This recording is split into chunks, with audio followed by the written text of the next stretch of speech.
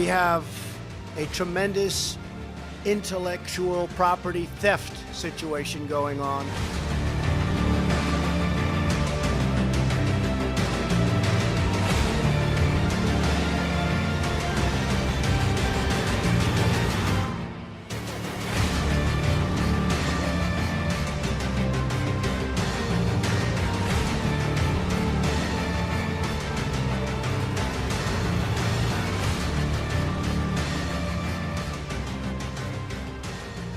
But if somebody imposes a trade war on us, we'll fight to the end.